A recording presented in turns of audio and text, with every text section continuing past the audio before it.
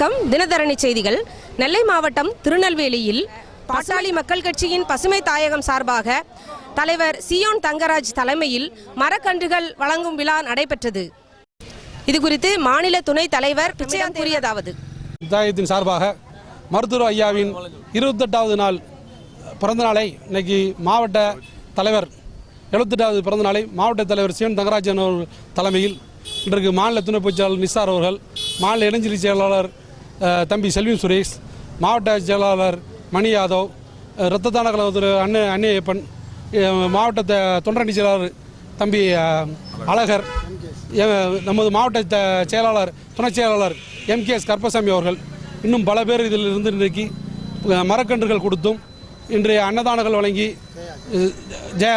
கொடுத்து கொண்டிருக்கிறோம்.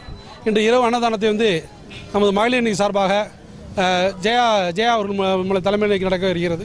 இதுபோல் பல திட்டங்களை இன்று வழங்கி கொண்டிருக்கிறோம் மாவட்டத்தின் சார்பாக.